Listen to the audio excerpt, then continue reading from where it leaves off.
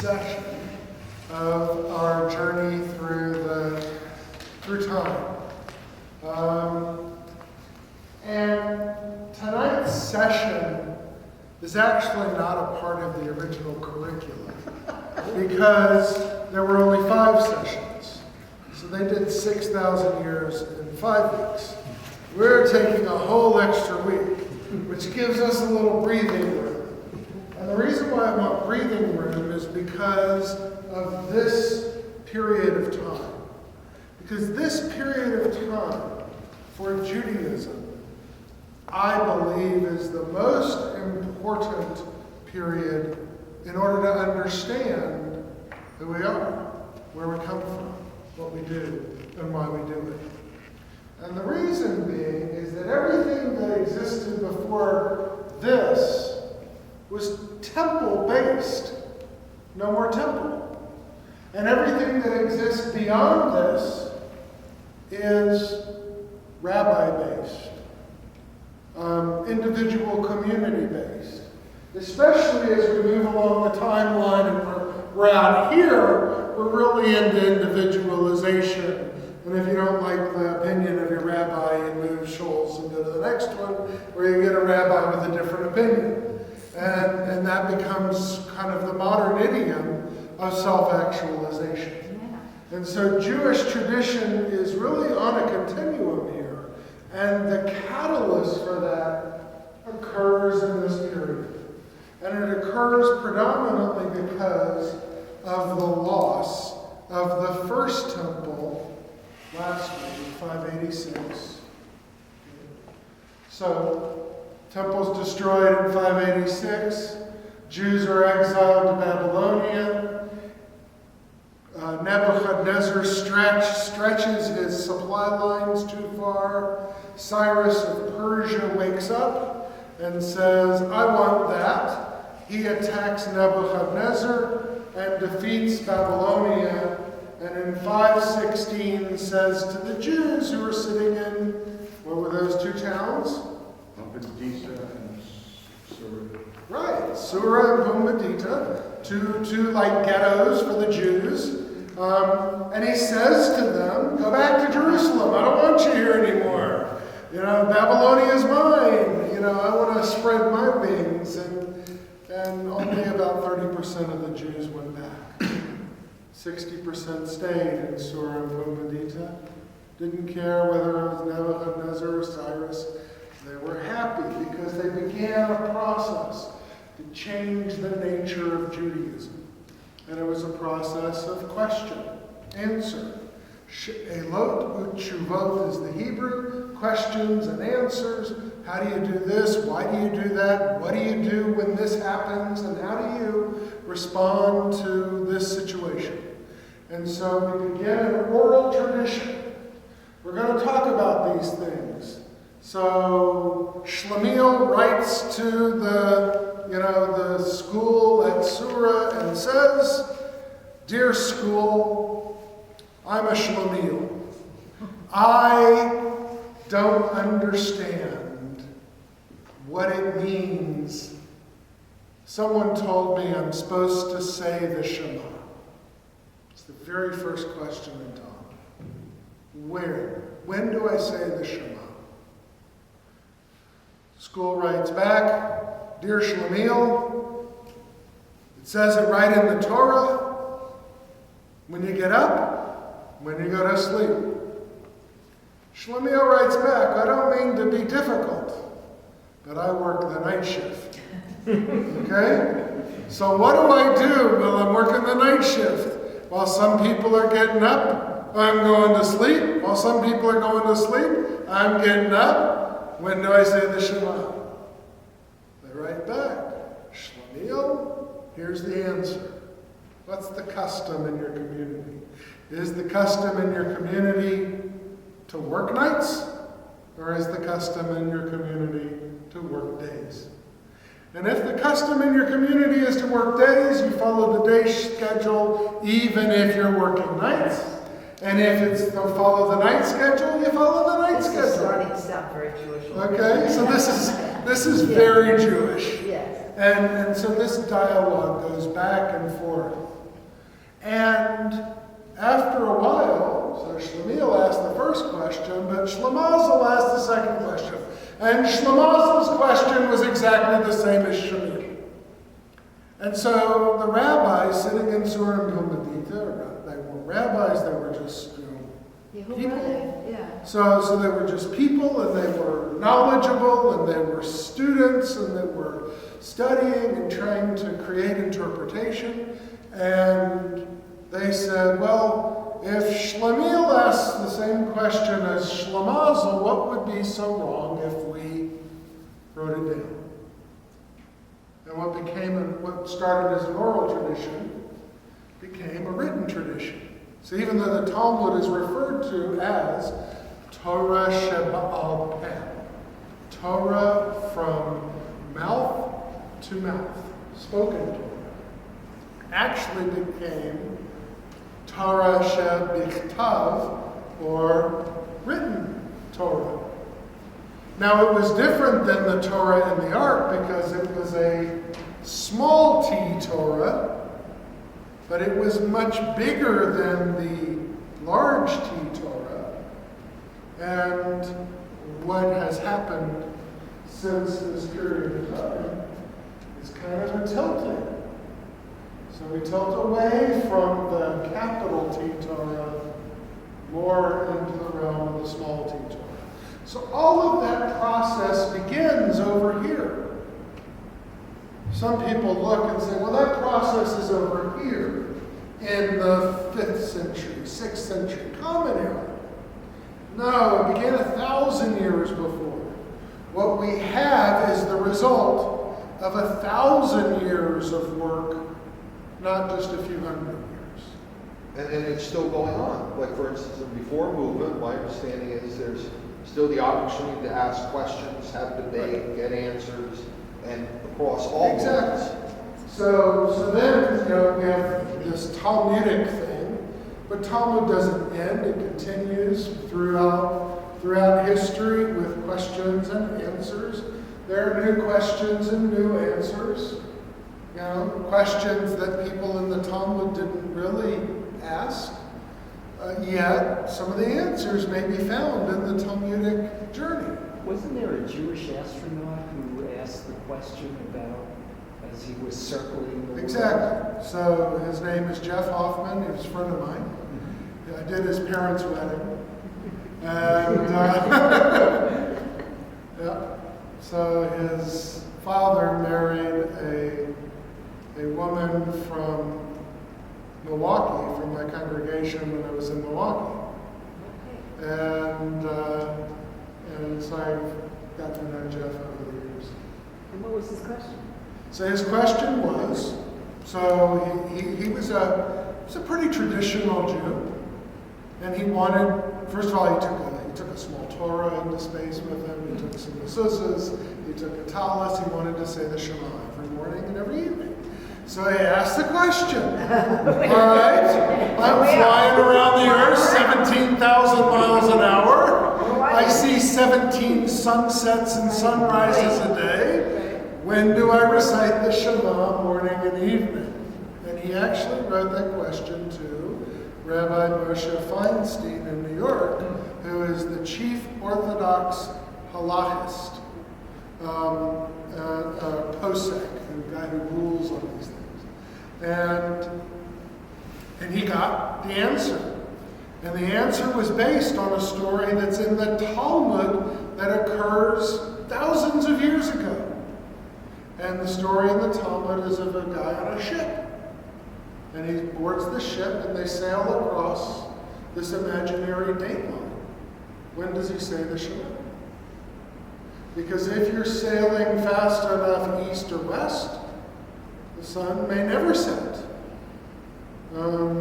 And if you're, or the sun may rise and set, and it may catch time. And so based on that story in the Talmud, the answer was you follow the time of the port of embarkation. Right? So, port, embarkation, where you leave So he kept his watch set to Florida time. That was the answer. But it was a Talmudic answer based on a Talmudic story to a modern reality. Another modern reality that we never really considered was, is it permissible in an Orthodox hospital to do a heart transplant? Now, what problems could this create? Well, Judaism says you can't do anything to end life. Right? That is forbidden. You can't end life. And it also says you can't delay the end of life. Right? So if, in order to do a heart transplant, you have to remove a beating organ from a human being. Is that murder? According to the Talmud, it was. Because the only two tests for life in the Talmud were heartbeat and respiration. And if you did anything to stop either of those two things, you were ending life. And you can't do that. So for many years, most Orthodox hospitals in Israel wouldn't do heart transplants because they couldn't find a way around the law, because the law is very clear. So what do? If you're in Israel and you need a heart transplant? You go to Cyprus. Or you go to a non-Orthodox hospital. It's hard to find a non-Orthodox hospital in Israel because most of them are ruled over by the religious ministry to begin with. So a lot of theologians, poskim, people who rule on these things, got together and said, let's really look at all of the Talmud and all of the pages, and they found that in some situations they came up with a third way to judge life, which gave an opening for Orthodox hospitals to use respiration and brain activity as the two tests for life and remove heartbeat from that equation. So it enabled some more liberal Orthodox hospitals to then begin to do heart transplants. But there's a process, and it has to happen, and that process starts out here. And then it begins to snowball, because there's a feeding frenzy. Judaism is about sacrifice out here. It's animals, lopping the heads off of turtle doves and goats and sheep and cows, burning them up in a big fire. Reminds me of growing up in Texas. And then you get to this period of time and someone says, that's not doing it for me. You know, burning up barnyard animals doesn't connect me to God. I need something else. And what happens in the year 300 BCE? A group of people, leaders, we call them Anshe Knesset Hagadolah, or the men, they were all men, sorry, men of the Great Assembly. All right? 120 students of Judaism. All right? So we can't really call them rabbis, although sometimes they're referred to as rabbis, because the term rabbi really doesn't come into play until the turn of time, really. So it's a bit anachronistic to call these guys rabbis when that term really doesn't emerge until later.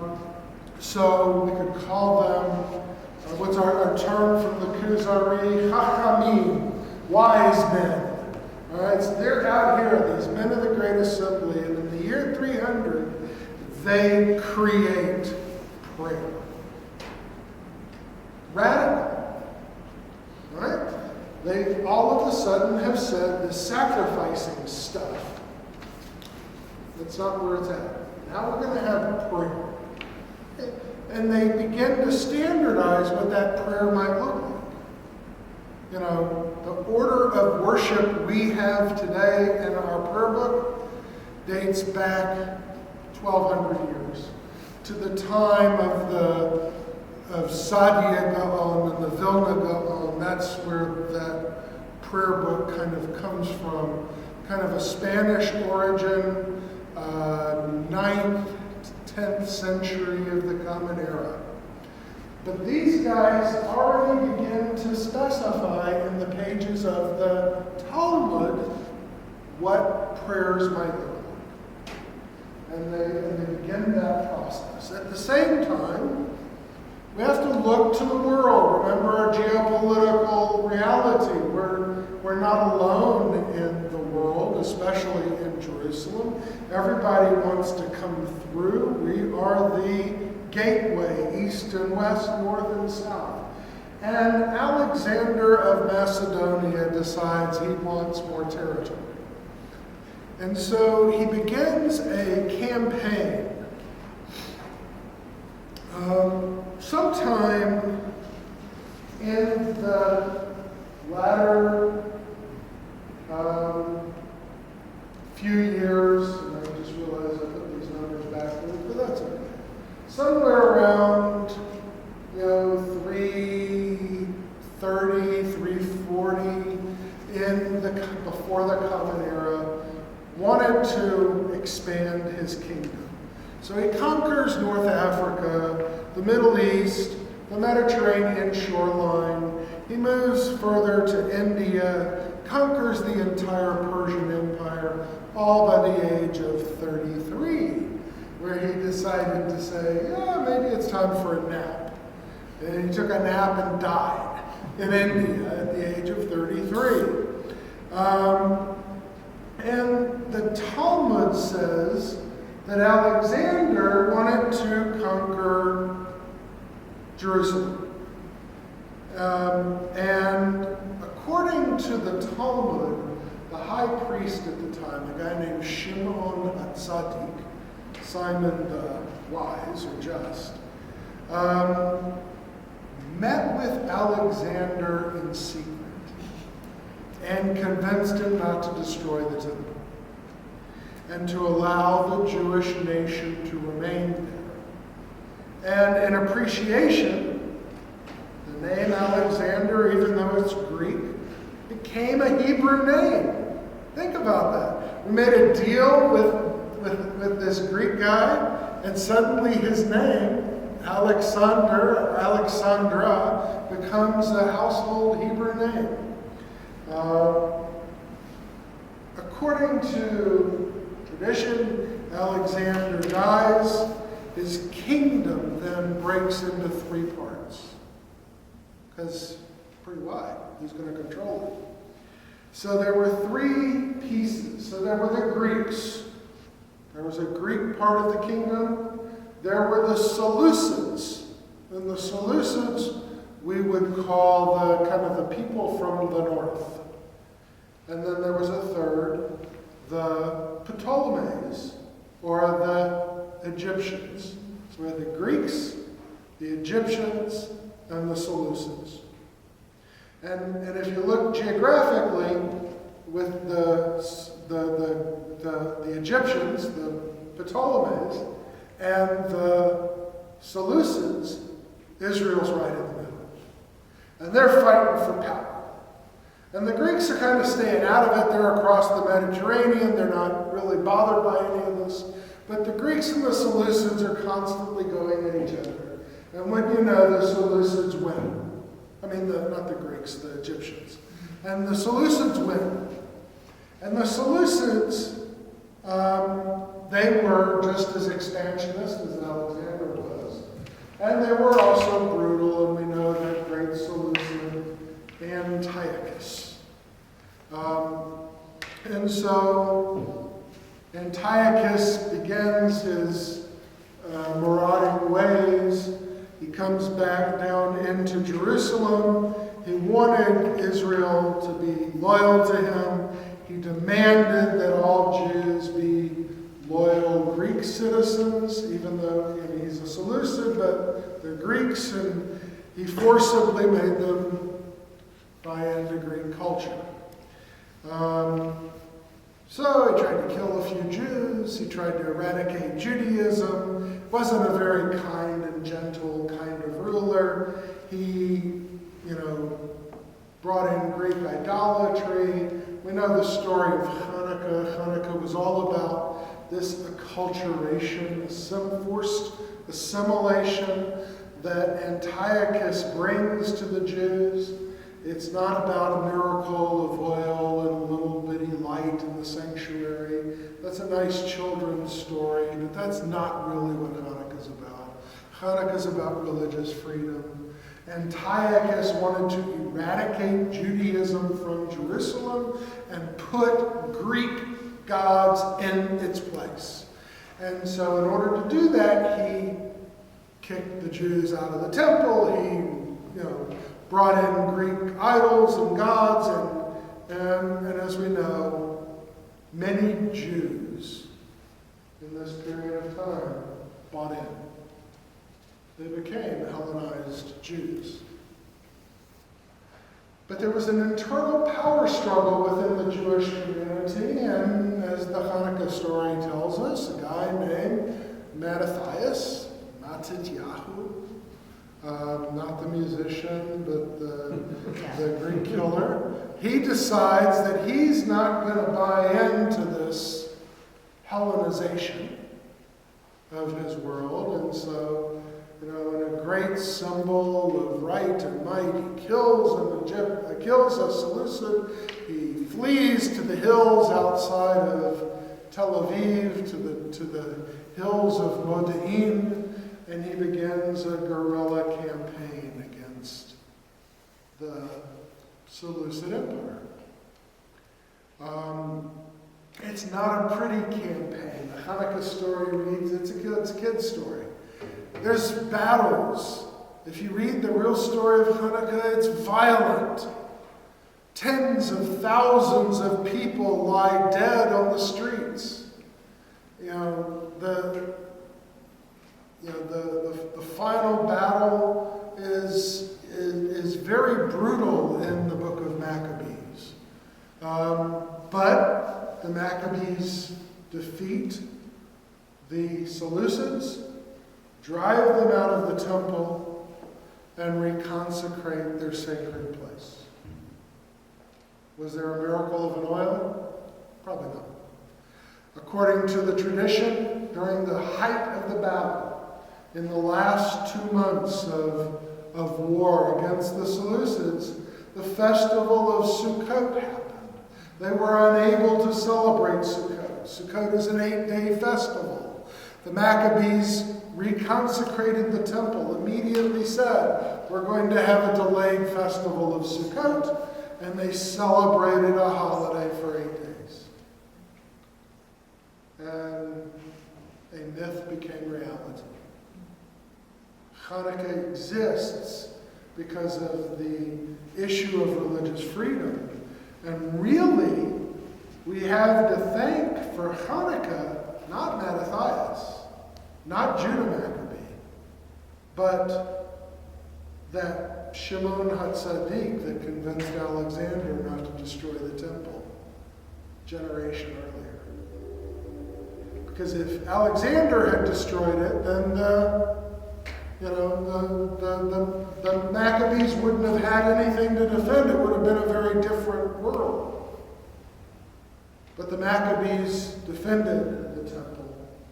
And in 167 BCE, put an end to the reign of the Seleucids. Rabbi? Yes. I had always heard that the reason for the kids' story was twofold, not to celebrate a military victory, and also because later the Maccabees became corrupt. Is any of that? So they do become corrupt, and that's our next step. So now, who's in charge? The Maccabees.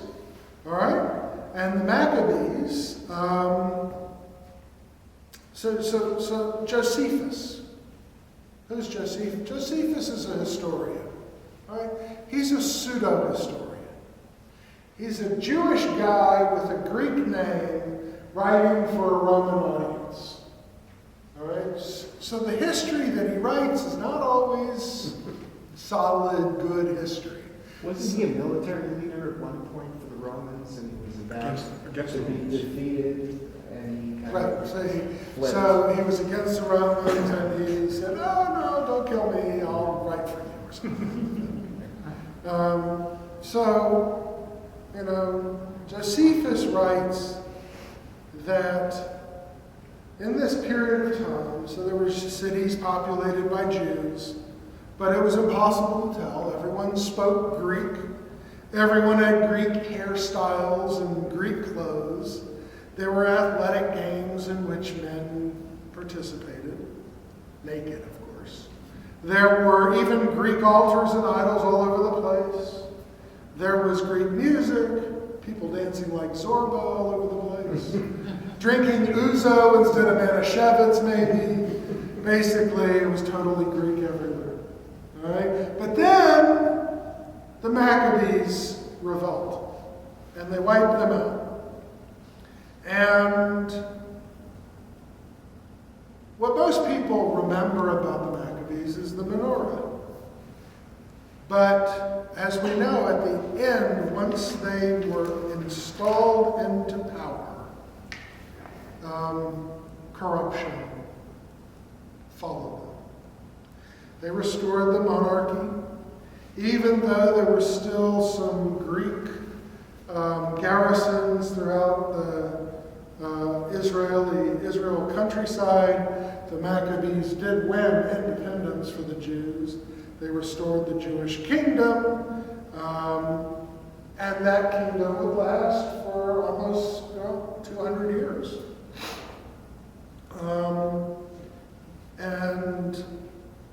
But they were known for their corruption and treachery. So, one of the reasons for one of the corruptible pieces is that the Maccabees should never have they appointed themselves as kind of monarchs over Israel. But they were priests, ultimately. Most of the Maccabees were descendants of Aaron, and they should have stayed priests. And after having defeated the Greeks, they should have found someone from the house of David. If they really were intent on installing a monarchy. But they usurped it. They made themselves kings. So in 64 BCE, this guy named Pompey, great Roman general, he decided to move his armies into Israel at the invitation of the Maccabees, of the Maccabean descendants of, their names were Hyrcanus and Aristobulus. They were brothers who were fighting each other for control.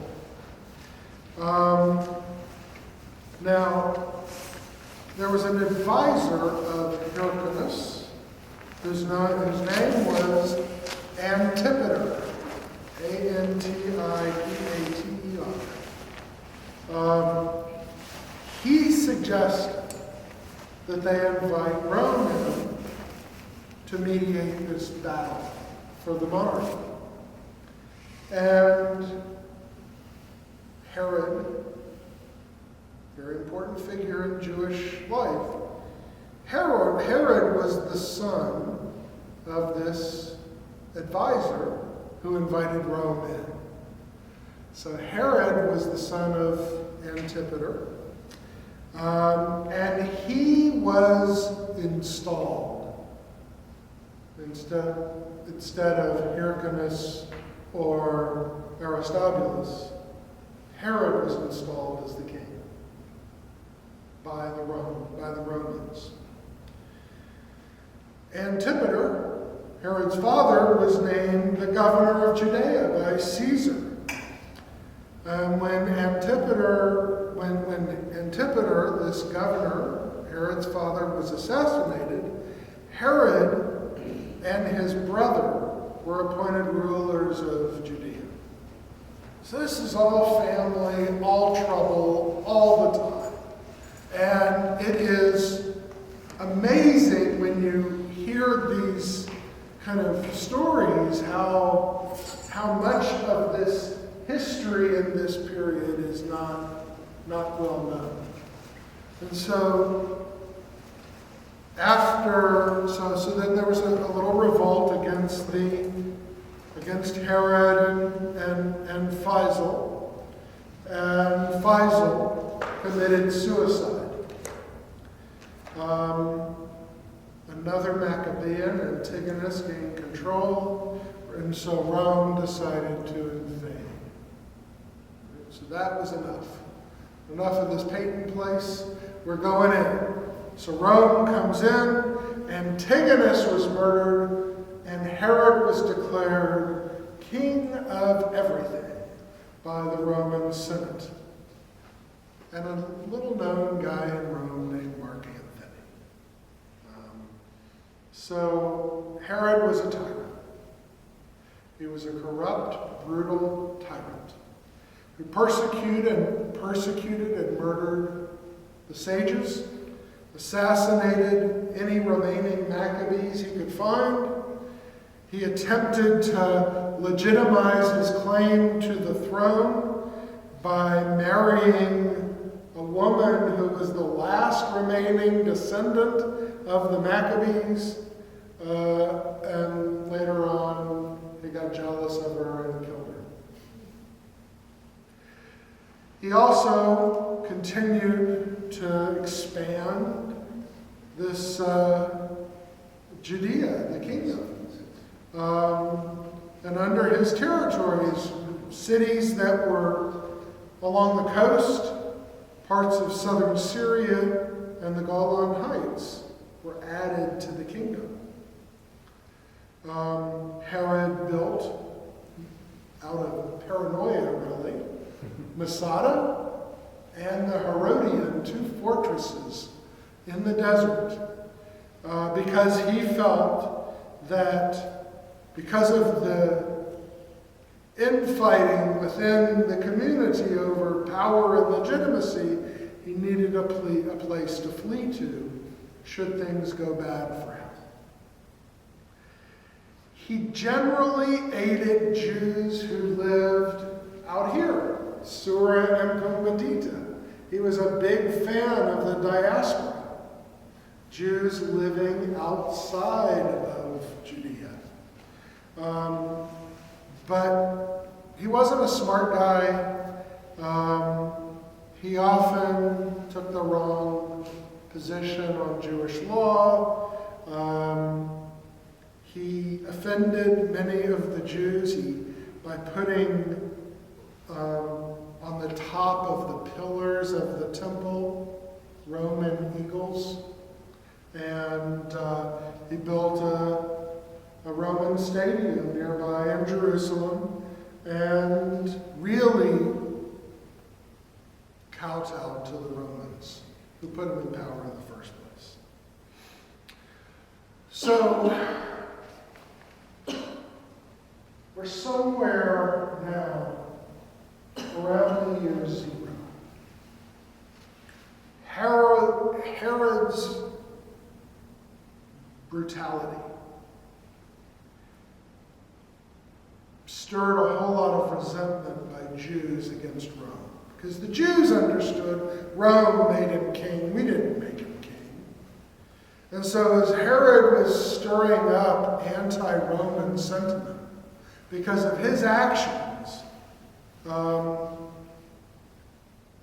he died in the year 4.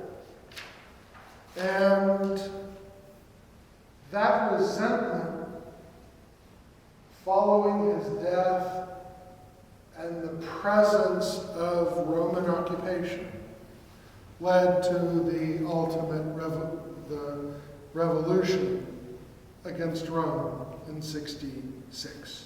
Are you saying that Herod was killed while he was still king? That he was assassinated? He was killed while he was king. So the question is, was he killed or did he just die? Right. And that's a big question for the historians. According to my sources, he died from, from his kind of paranoia. So he fled, he was alone, and he died. Another source I read suggested that there was some plot, and he was killed. But there's not a whole lot of historical evidence one way or the other. And when you say he built Masada, it was my understanding Masada was a natural, whether outcrop or rock or dirt. Right, You mean but he you built built the he top. built some- Right, he built a fortress on top. So, 66, revolt against the Jews, against Jerusalem. There were a lot of reasons: high unemployment, social unrest, the succession of failed Roman governors who could not control the Jewish countryside. The Romans tried to reign with a very strong hand. The Caligula, the mad emperor, ordered that a statue be raised of himself in the temple. Clearly the Jews were not happy by that. It was never carried out, but the fact that he ordered it was problematic. It showed how much the Romans misunderstood the importance of the temple and the degree to which Judaism differed from other pagan traditions. So in 66, this rebellion starts with the Judeans, kind of beginning to push against the Roman garrisons. And Romans quickly mustered their forces and really pushed through the entire region. And as we know, in 70, destroyed the temple. So there's a couple of things about the temple. It says 70 CE, Common Era. So the first thing about the temple, and Josephus records this, is that by the time of the destruction of the temple in the year 70, the Jews were so divided amongst themselves over the efficacy of the temple and the importance of the priesthood.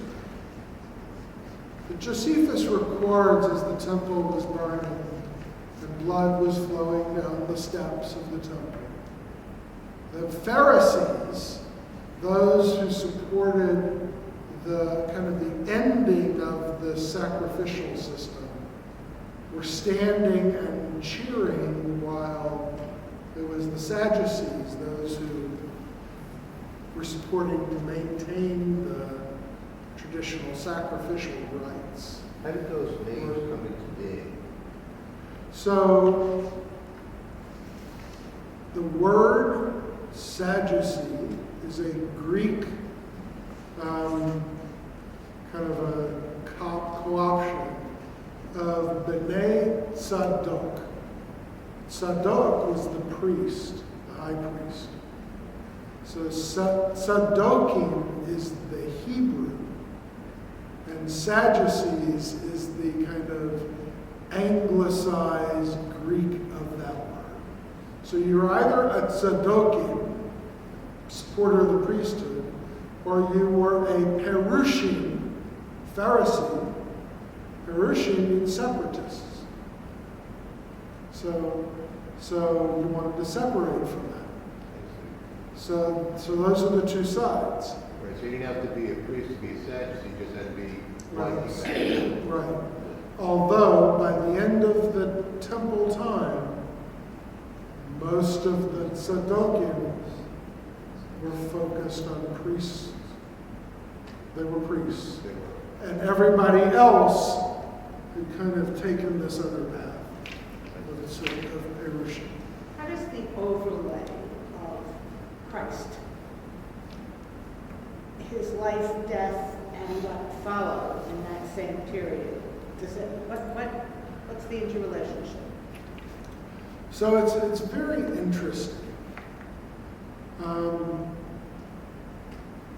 When you read Jewish history,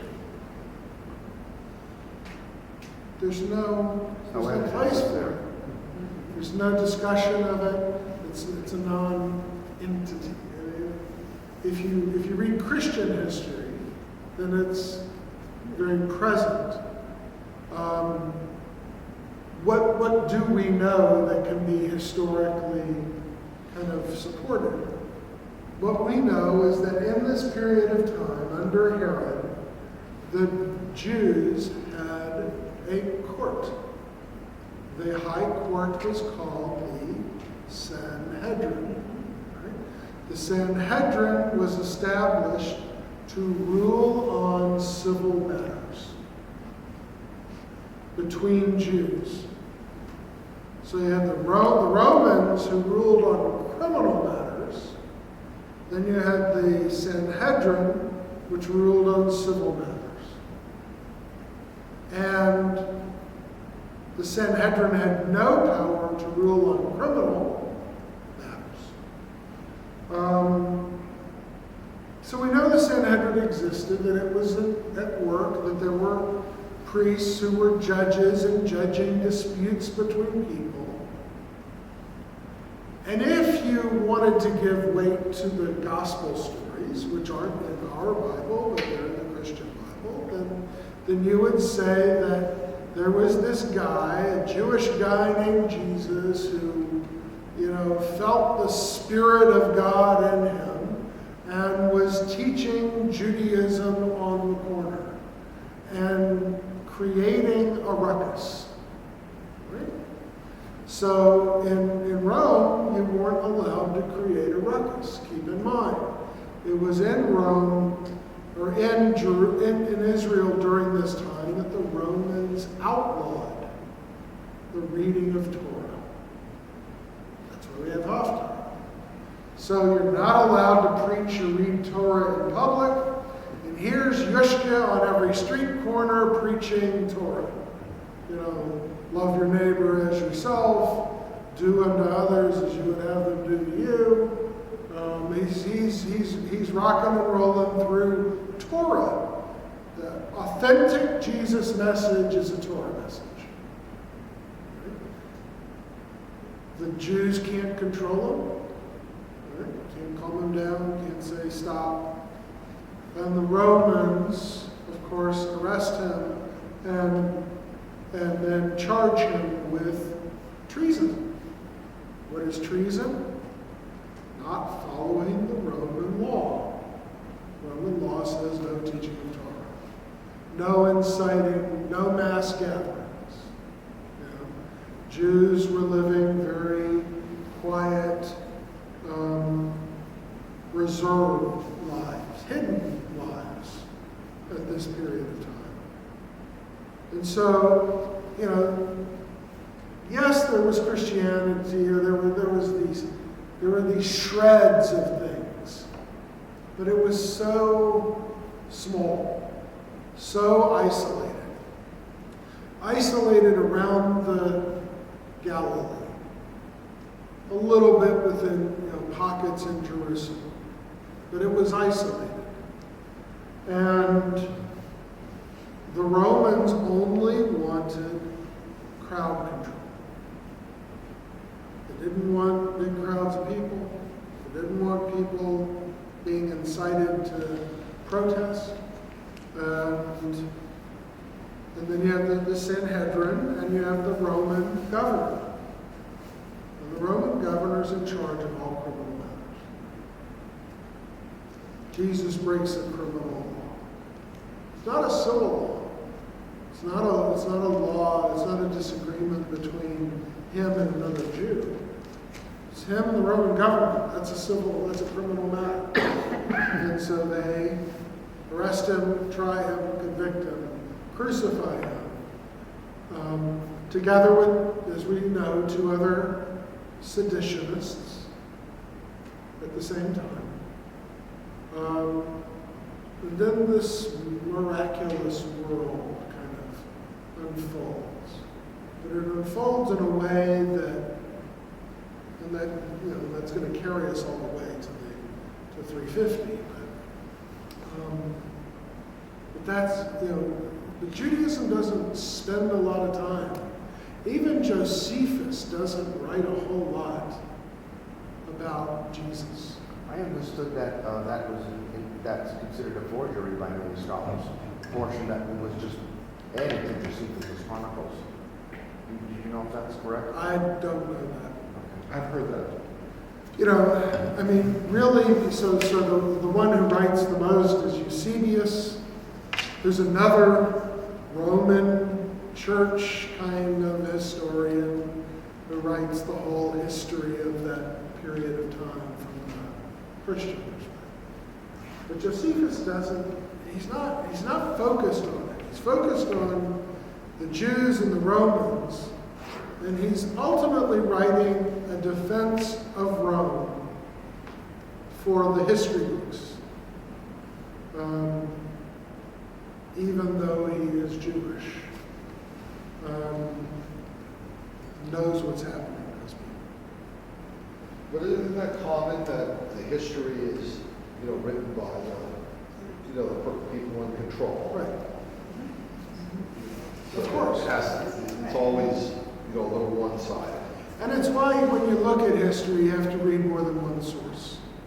Because you get a different lens from every source you look at. In order to get the essence of the truth, you have to approach it from a lot of different directions. There is no, history in a vacuum. Especially in this period of time. Why in the period just before? It seemed, if you go back, there was more documentation. Were some rulers just didn't keep good records, You're such an archivist. We would seem to be more definitive about what happened 500 years ago. Mm-hmm. And then when we get to this chart, Right. how'd you not know? Herod, this was a big prominent guy who did so much, and his death, you would think would be documented. Right. So, you would. And it may be, I haven't found a whole lot about his death, other than the fact that he died. And the date's not really significant, that he dies in year 4, other than it then opens up to control by Rome, pure control.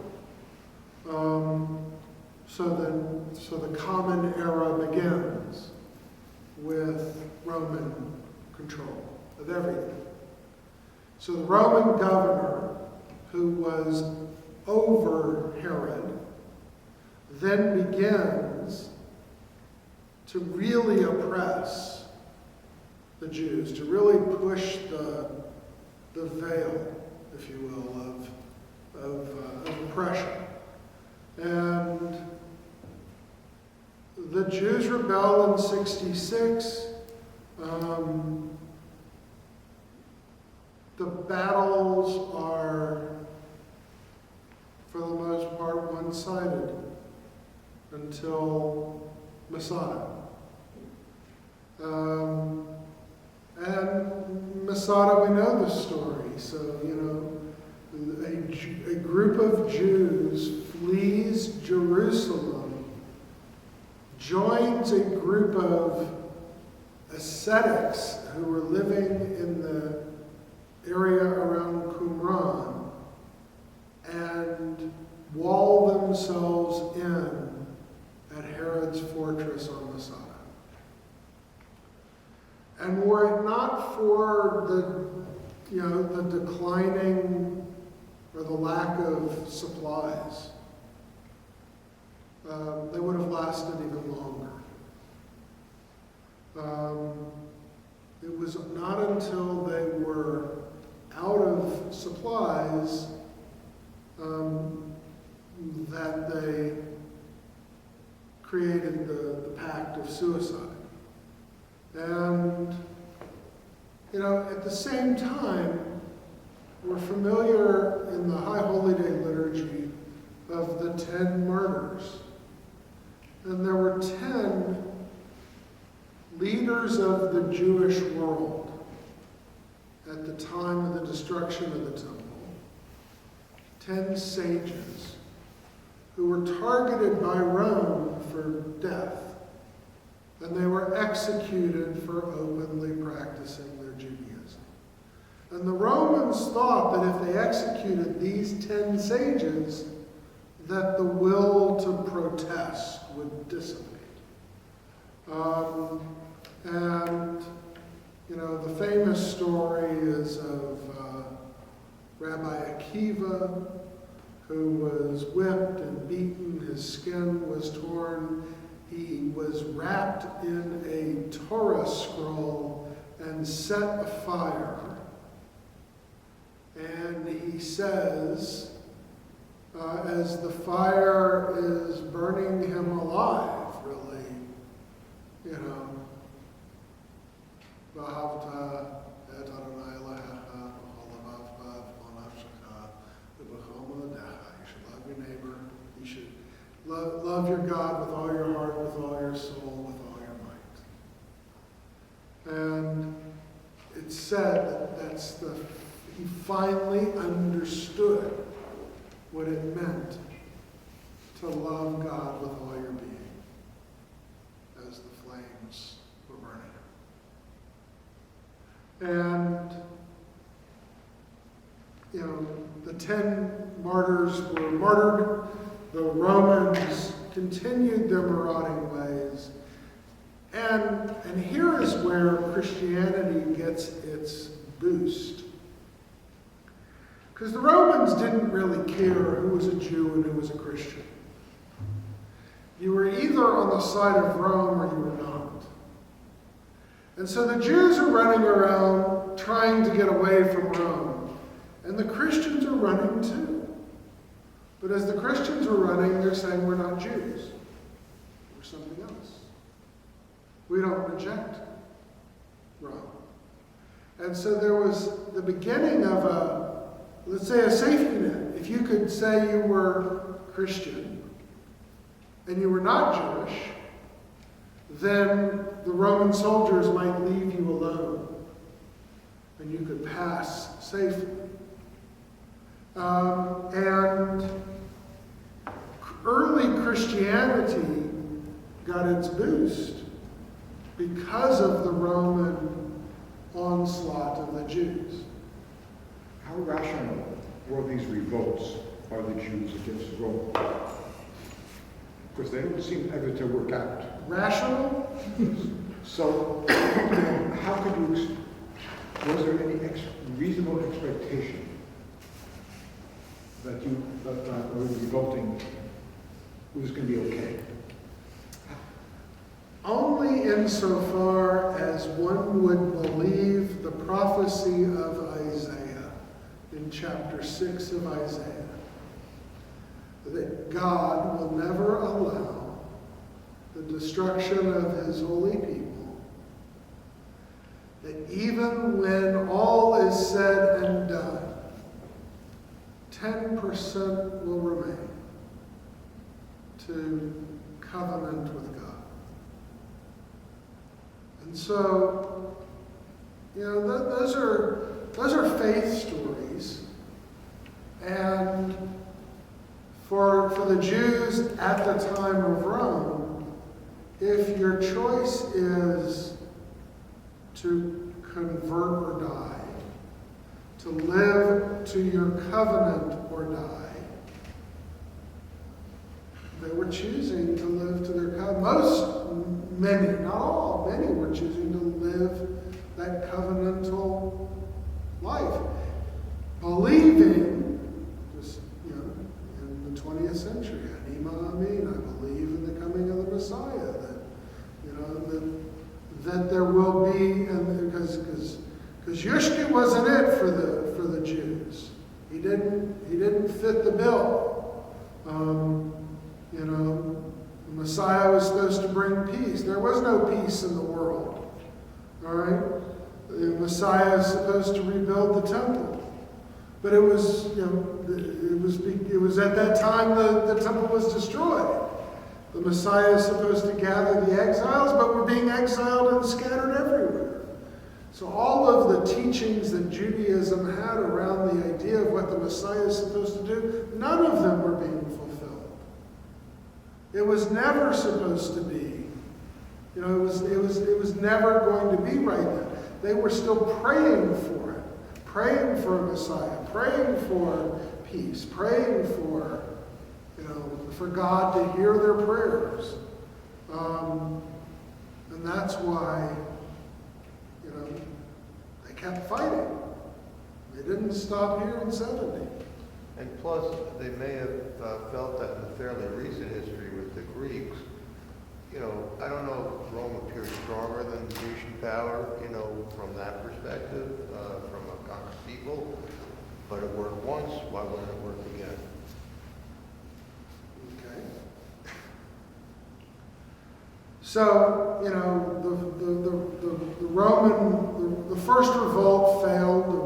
The Romans destroyed the temple in 70. They defeated the people on Masada finally after the suicide. And Rome is in control. And Rome is in control until the next revolt, which happens in 135. And the revolt was led by a man named Shimon Bar Kokhba. I just ask one question about Masada. I had heard that the supplies hadn't run out, but that the Romans built a ramp to get around the passage.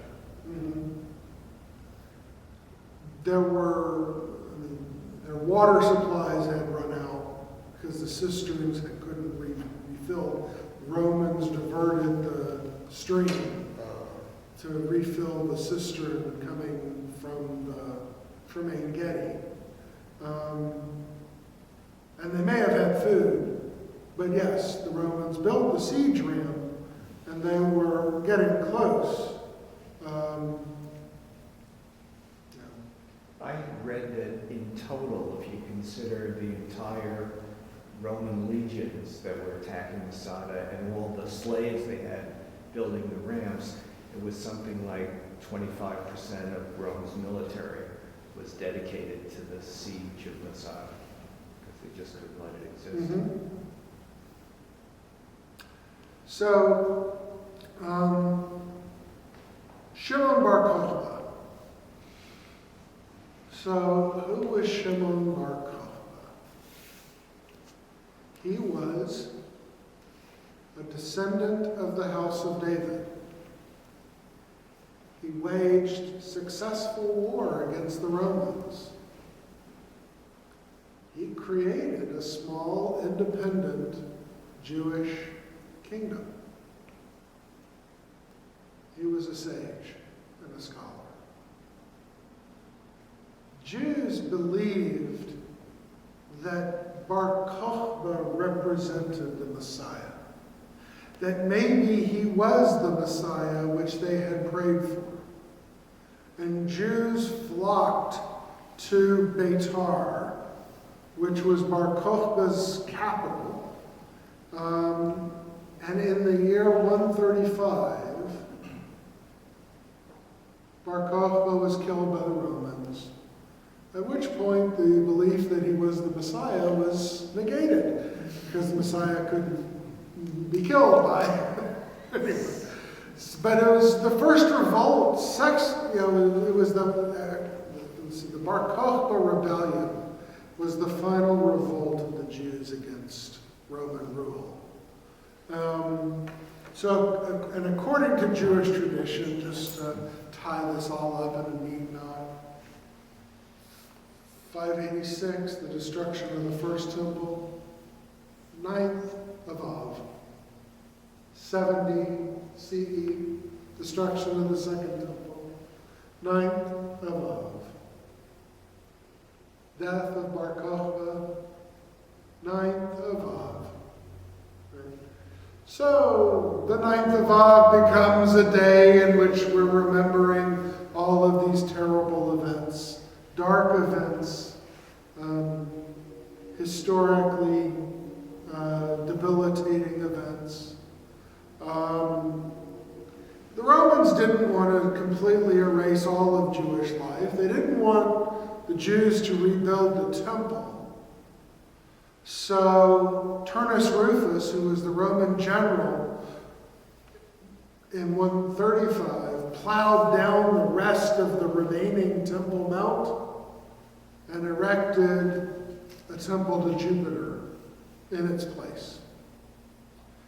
And he turned Jerusalem into a city, renamed it Aela Capitolina, a Roman pagan city. If you go to the Cardo in the old city of Jerusalem, you still see the remnants of the main drag of Turnus Rufus. And if you have a lot of money, you can actually shop in the stores along that route because they're really expensive and you can buy the same stuff a few blocks away, much cheaper. But the Romans didn't, so we would imagine the Romans to exile the Jews from Israel, but they didn't. And we know that one of the leading rabbis of the time, one of the sages, Yochanan ben Zakkai, reached a rapprochement with the Romans. And in turn, they allowed him and his followers to go to a city called Yavne. Yavne is where the Sanhedrin relocated from Jerusalem during the destruction of the temple. And they were still the core kind of theological judges of the Jewish people. And they were responsible for then beginning the process of the Jerusalem Talmud. So we have two Talmuds. We have this one, 586 over here in Surah and Pumbedita, the Babylonian Talmud.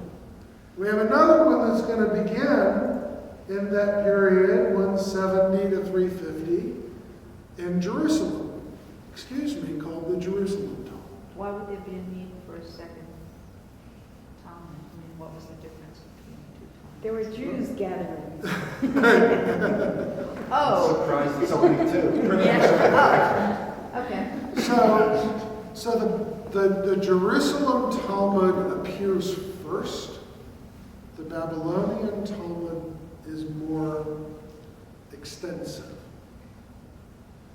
So the Jews in Jerusalem had a rush to publish. So the Jerusalem Talmud is a smaller collection of law. The Babylonian Talmud, much more extensive. If you look at scholarship today, if there are 100% Talmudic scholars, 10% are studying the Jerusalem Talmud, 90% are studying the Babylonian Talmud. So they didn't take the Babylonian Talmud and They incorporate it? didn't blend them. They remained separate traditions. Are the rulings similar? For the most part. There are times where they are different. The Babylonian Talmud tends to be more liberal than the Jerusalem Talmud. The publishing media was a scroll, or was it parchment sheets? Sheets of Sheets paper. of paper. You know, Handwritten? handwritten. No printing press. Right. So the Talmud itself doesn't get printed until 15th century. Yeah, past Gutenberg. But up until that time, collection of sheets bound in books by subject matter. So, and that's how they were assembled. Could you give an example how the Babylonian Talmud was more liberal? I'm not really sure what you mean. So the decision-making process in the Babylonian Talmud, as is the same in the Jerusalem Talmud, is based upon a debate that occurs in the academy. So in the Babylonian Talmud, for example, you have a question. So the question is, when do you recite the Shema? In the morning and in the evening. And then you have layers of debate, starting with the oldest rabbinic tradition, blending in newer and newer rabbinic traditions. So the Gemara, say the question, which is called the Mishnah, and then the debate, the Gemara, in the Babylonian Talmud extends further out this direction. So it's a much longer kind of chain of debate. Ultimately, most of the decisions in the Babylonian Talmud follow the ruling of the more liberal school. So you have a debate, like Hillel and Shammai. Hillel is more liberal than Shammai. The Jerusalem Talmud will follow Shammai's rulings sometimes, whereas the Babylonian Talmud will follow Hillel's rulings.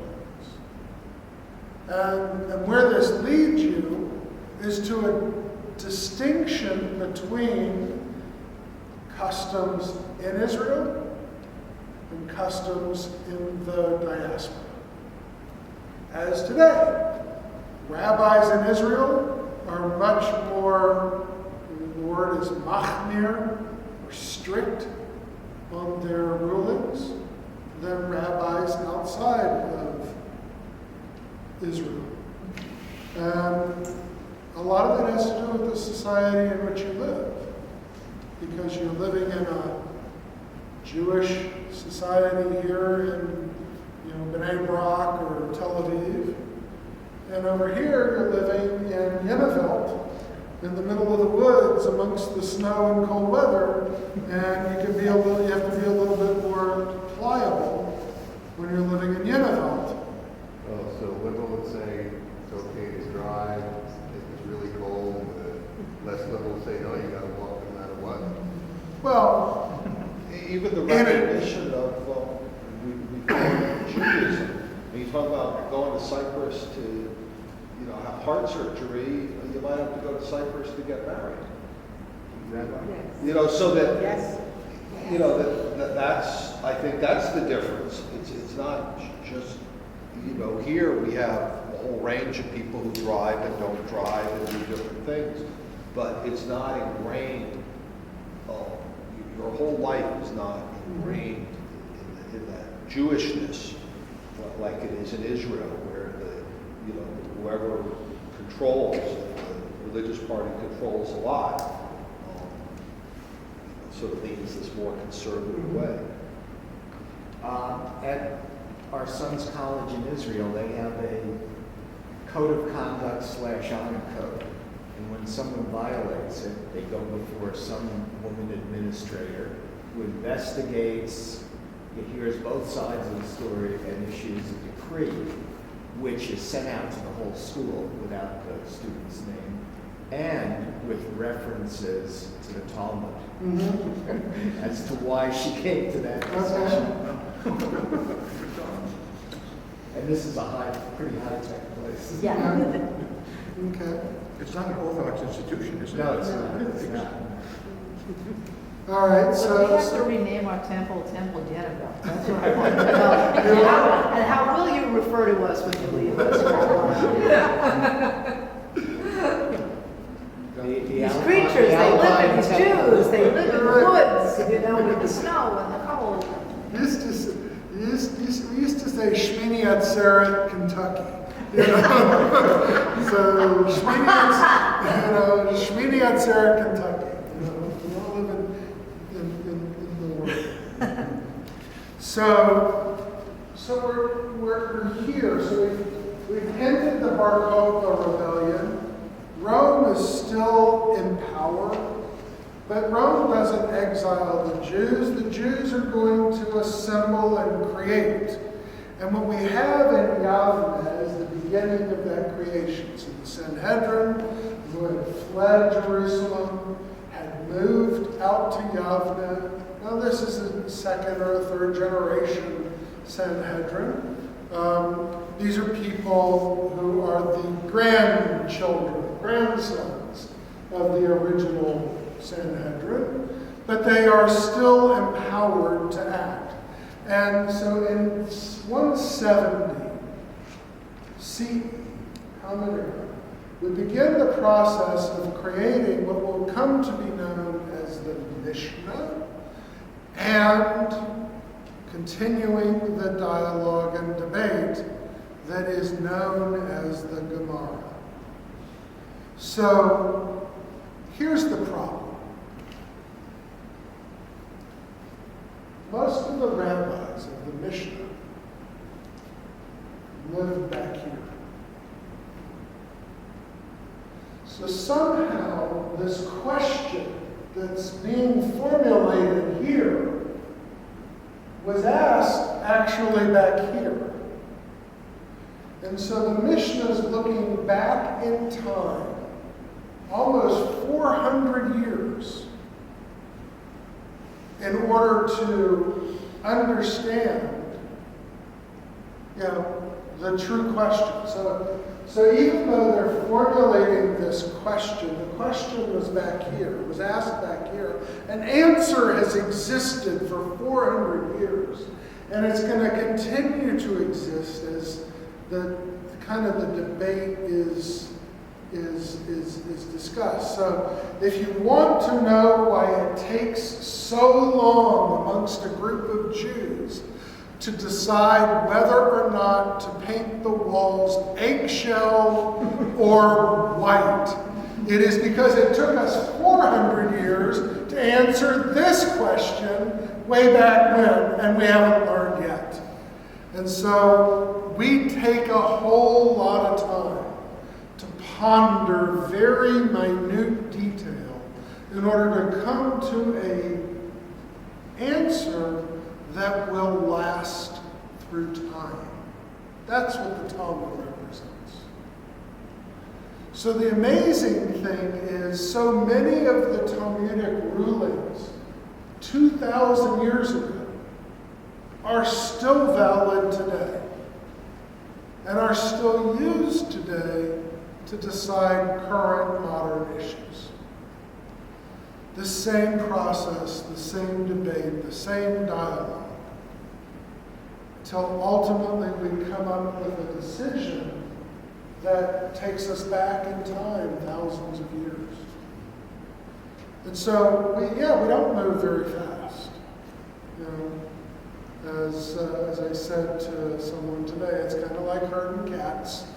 We just really can't do it, but we're going to try through time to move this group of cats along. But every now and then, one of them escapes out the side and says, I'm not going there. And you're back to square one, trying to move them through time. The Mishnah is created. So it's, by creation, I mean being written down here. So questions existed. When do we recite the Shema? In the morning and evening? It's never been really written down. It's been written down on Michael's answer. It was written down on Moses' answer. Bonnie answered the question one time. Each of you took you, but nobody really ever formulated the question. So now they're going to formulate a question that's going to take into all of these answers. And they're going to lay all your answers on top of one another. And Michael lived in the 1st century BCE. And Moses is in the 1st century CE. And Bonnie's in the 2nd century CE.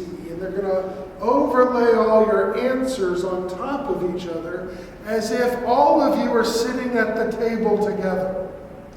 And you're having a conversation. So when you read a page of Talmud and you read Gemara, there are 600 years of dialogue in that argument. And they are written as if all 600 years are sitting around the table. And that's the beauty of Talmud. Now, ultimately, in the traditional Jewish mindset, the oldest opinion is always the most valid. Right? Judah Halevi today, right? That Adam had a much closer relationship to God than Abraham. And Abraham had a closer relationship than Moses. Because of time. So the older the answer, the more weight it holds. The secondary level of the Talmud is the proof text. If you can create a proof text to prove your point from the Torah, you're golden. If it's from the prophets, it's okay. If it's from the writings, we're going to wait for a better proof text, or we're going to find a better answer. So generally, in order to determine who wins the argument, it's the oldest person that quotes the oldest source. That's who wins the argument. Say it again, it's the oldest? The oldest person that quotes the oldest source. So if Michael only quoted a quote from the Proverbs, but Moses quoted the Torah, even though Michael's older, Moses' quote, proof text, is more valid. So And proof text is more important than the age. Well, it's both. If someone today quoted Torah, but someone in the Talmud had quoted another verse, the person today would not, they wouldn't have standing. So it is age, but it's, once you're in the text, it's really the proof texting that's valid. And then it's like a popularity contest. So you have 3 or 4 different main characters having this conversation. And then you have all of their followers, like the students of Michael and the students of Moses and the students of Bonnie. And they're all chiming in as well. And then at the end, there's a vote. And the vote is important. But it's not the end-all and be-all of the argument. Because, for example, my favorite Talmudic argument is over the issue of meat and milk. Can you have meat and milk? And there's a great discussion about chicken. Can you have chicken and milk? And there's this long debate in the Talmud about, is chicken meat and therefore can't be eaten with milk? And there are 15 rabbis in this debate. 14 of them are saying, absolutely, chicken's meat, no milk, can't do it, it's a sin, it's terrible. Ganog, stop, move on. One guy, Rabbi Yossi from the Galilee, says, repeatedly, my distinguished colleagues, great sages of every age, I have been a farmer my whole life, and I have never seen a chicken give milk to its young.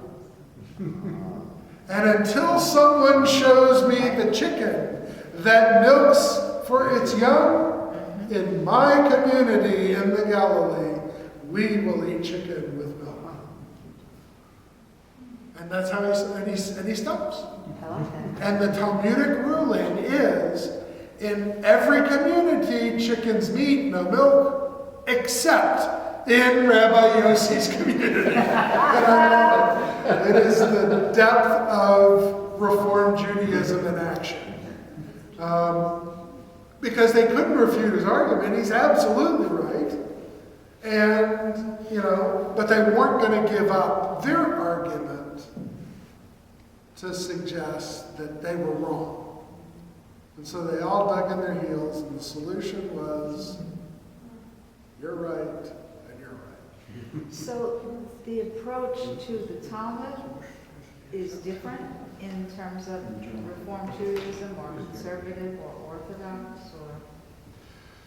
Well, so, I mean, it's the same book, it's how that's interpreted yet still? So it's the same book. The question is, and really this is an important topic, the distinction that Reform, Conservative, and Orthodox Judaism place on the importance of Talmud. Orthodox Judaism says, in the 5th century, 6th century, the Talmud was closed. Genug, done. Because that's when it was closed. It's like you have They stopped writing anything. they moved on to other forms of communication. They closed the book. They stopped adding to it. It was done. So Orthodoxy says that every question can be solved by looking at Talmud, and follows the tradition that the older position is the most valid. Conservative Judaism comes along and says, okay, the older tradition is important, but we also have to take into account historical pathways. So as history has moved on, sometimes that older position has to be reevaluated. It's still valuable. It's still important. And we're going to look at that issue by issue. Reform Judaism comes along and says, what is most important is the process. Having a question, exploring the sources, drawing a conclusion, and using that conclusion to base your answer on. But Reform Judaism suggests that time brings wisdom. And therefore, it's not the older position that is most important. It is the position that accounts for the human condition. And so as we look into Jewish sources to understand the answer to a question, sometimes the answer is based upon the historical changes that occur. And therefore, the newer answer might be more relevant. the better answer. And that's what Reform Judaism says. It doesn't say the Talmud's irrelevant, we can throw it all out, we can make our own way, we don't need that argument at all.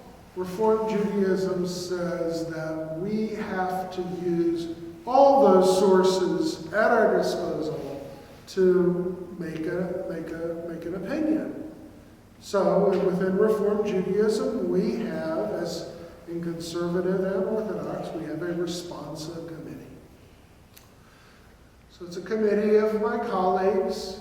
I was on it for a while, years and years ago. I went off of it and went on to other things. But they sit down. Now it's by email. It used to be by snail mail or only at conferences. And people would ask questions and we would answer them. A colleague would want to know, am I obligated to confirm a child who professes a belief in Christianity? All right? That's a tough question. Happens all the time. What is the Reformed response to that question? And there's a whole lot of issues that have to go into that answer. There's the traditional of accepting Judaism to the exclusion of all other faiths, and then there's the modern reality of intermarriage, and then the new reality of creating a more open tent, a bigger tent, letting more people in. What are the boundaries? And that's what the responsive committee addresses. And sometimes these are difficult conversations, and sometimes they're not. And is that the results of the responsive committee are then published? They are published. They're actually available online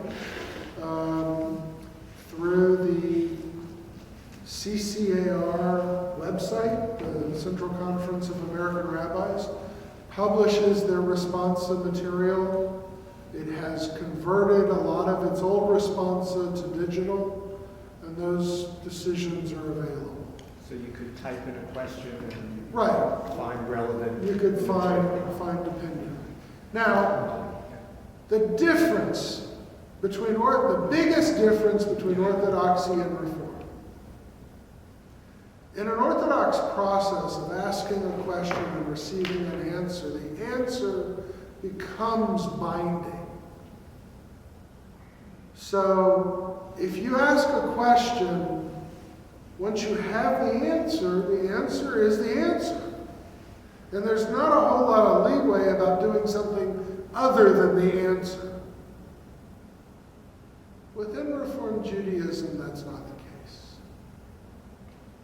Because we don't live in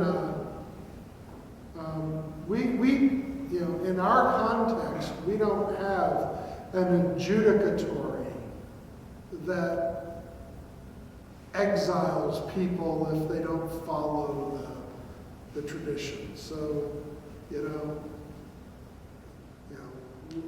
we have, there are Reformed congregations that are more traditional, some are more liberal. It just depends on where you're at.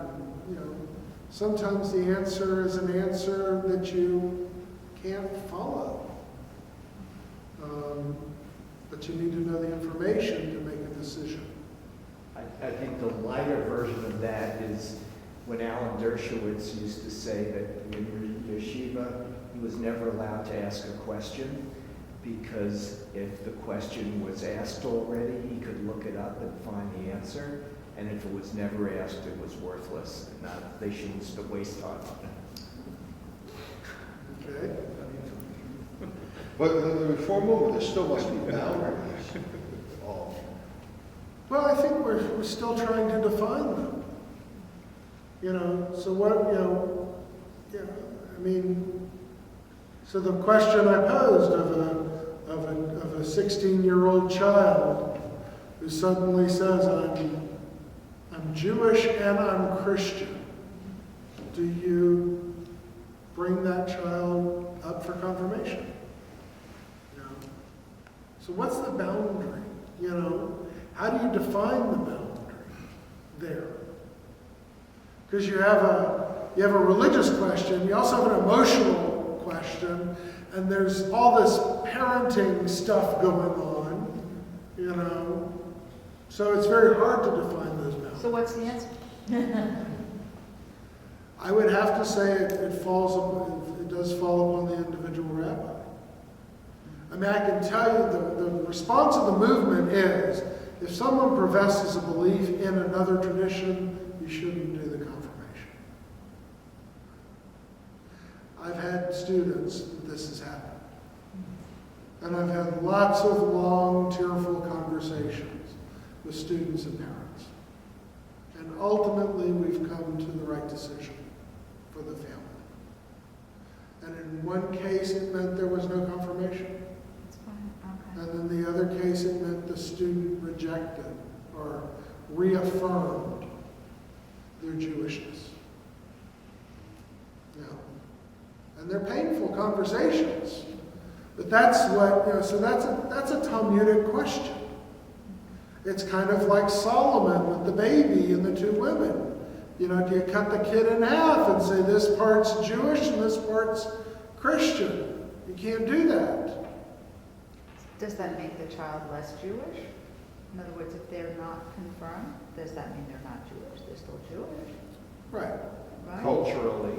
Well, I think we had this discussion before. My recollection was that the Reform movement is pretty open, but one main boundary is when someone professes a belief in another religion.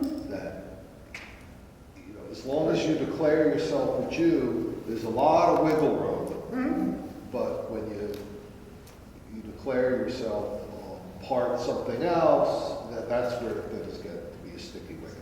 Okay. And that's true.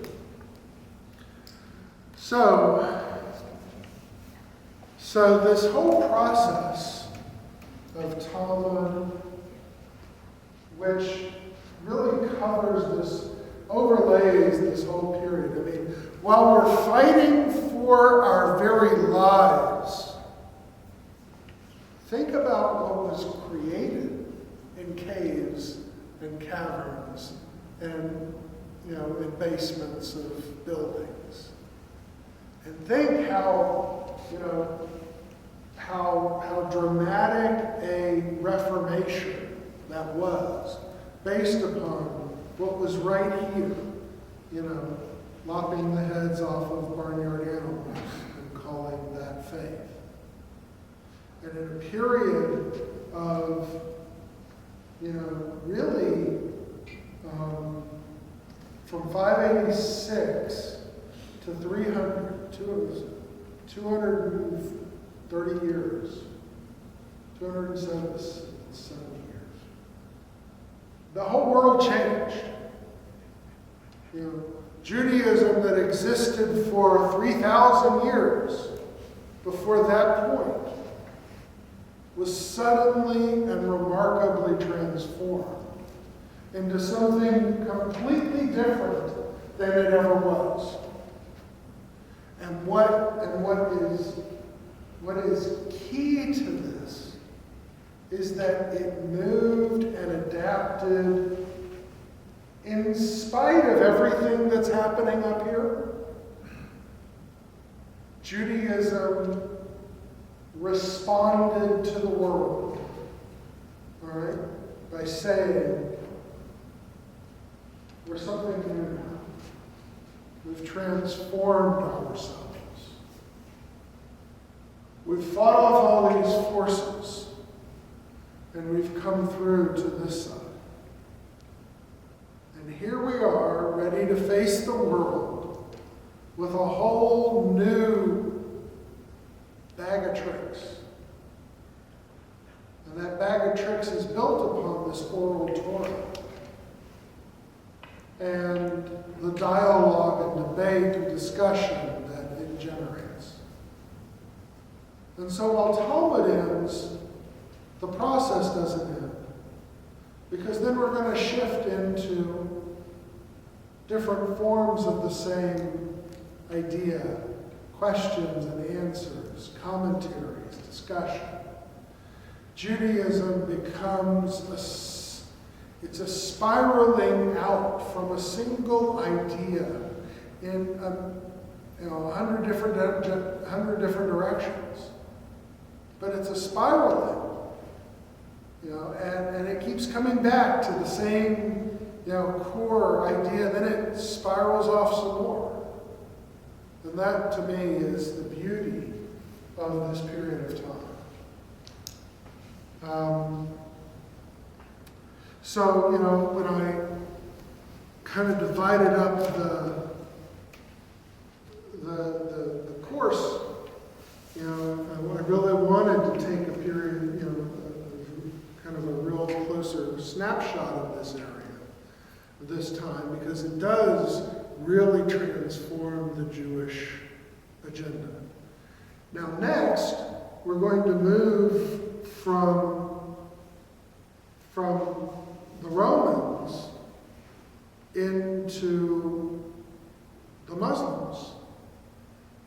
Because the next period of time is going to lead into the rise of Islam, the Judaism through the eyes of a new overseer, if you will, and how we respond and relate to Islam in the Golden Age. Some would say it really was a Golden Age. So that's where we're going to head. So from 350 to 700, more or less. Right. Right. 400 is when Constantine declares the Roman Empire to be Christian. Right. Okay. So from that period of time till the rise of Islam is about 300 years, Mhm. and in that 300 years, what happens? So Constantine does declare the Christianities the religion of the Roman Empire. What happens next? 500, the Talmud, the Babylonian Talmud is finally codified, published, or disseminated, and then all of a sudden we find ourselves on the footsteps of Muhammad. Okay, so it's really a fairly quiet period of time. I mean, we're dealing with anti-Semitism, anti-Judaism through Constantine and the Council of Nicaea and the early Christian anti-Jewish polemic. But, we're going to get much more of that when we get to the Middle Ages. As far as I know, Rabbi, Judaism tends to be much more rational, much more logical, much more discussion than any religion I know. Why do you think that developed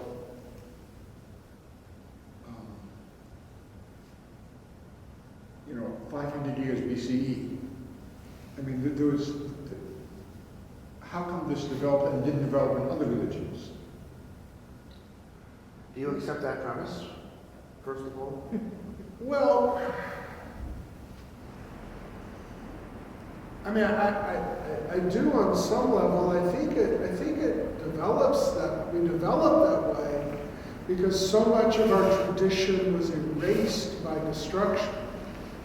That in order to survive as a people, we could have held on to old practices and beliefs that could not be fulfilled, or we had to develop new pathways. Judaism tends to be very responsive to the world in which it lives. And so that discussion, debate, dialogue is part of the process of developing something new. I don't believe that other religious cultures have had to recreate something new so often. In 1993, I went to a conference in Montreal. And I was staying in one of the hotels and was sitting up on this level having tea when the Dalai Lama walked in. And he was a guest in the hotel, and he and some of his entourage came in. He wanted some tea too. And he saw I was wearing a kippah, and I I think I had a Hebrew text in front of me. I was killing time between sessions, and he sat down and we talked for a brief moment. And his question to me was, how did the Jews survive? Because he and his people were facing destruction. And how do we survive in the diaspora? Because for him, that was an instructive question of how he can get his people to survive. And, a couple of my colleagues came over and we were just sitting there and talking. And it comes down to the response of history, Are you flexible enough to adapt to a new reality? And how do you do that? Now, Judaism did that through debate, dialogue, conversation. Some traditions do it through upheaval and revolution. I think debate has served us well. I think at times when we've chosen revolution, it has not gone so well. And I think also some religions have more of a hierarchical structure. Certainly the Catholic Church, the ruling of the Pope is the way it's going to be, where without a hierarchical structure, it invites debate and it invites people to explain why they have the position they do. well, I think that's true, and I think that's what the revolt in 70 between the Pharisees and the Sadducees created, is a final kind of death knell or death drum to the hierarchical structure of the Sadokian, of the priesthood. And I think that was a great move. Because I think that saved Judaism from an end it would not have emerged. One of the theories that I've come across in some of my readings has been the concept of an axial age, where people's beliefs turn from maintaining the world and keeping whatever is running the world happy so that rain will come and they will live and crops will grow, etc. The sun will come up again after it goes down, to more of a focus on individual behavior. How should I act? What's going to become of me? Kind of more of a me focus. Do you see a time period, maybe up there or before that, when that thinking or focus may have changed in Judaism? Or has it?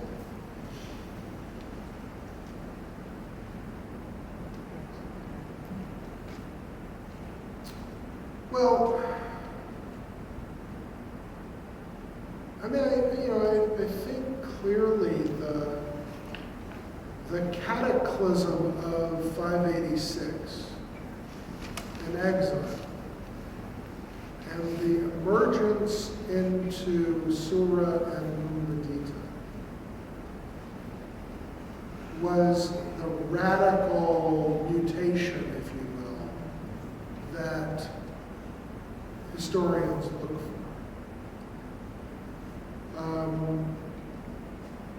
Because Judaism was so site-based, in one place, when that one place was no longer, other traditions, when their high places or temples were plowed under, disappeared. Human history is filled with religious traditions and peoples that are long since gone. But Judaism mutated at that point. And it said, God is in this place and I didn't know it. Here in exile in in Babylonia in this little hovel called Surah. God's here. And that was a transformational statement. Now beyond that, I don't think any of these things needed to be, any of these other periods created that same kind of, remarkable transformation. Probably the next period that does is the Crusades.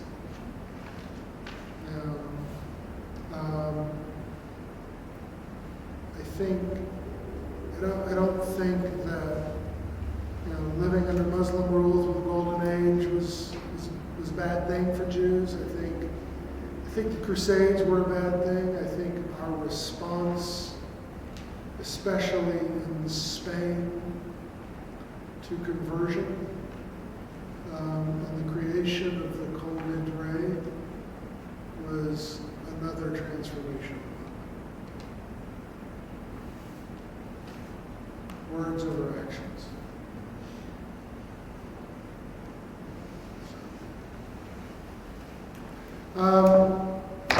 Well, thank you. We're going to continue on. Thank you. And next week, off to Islam.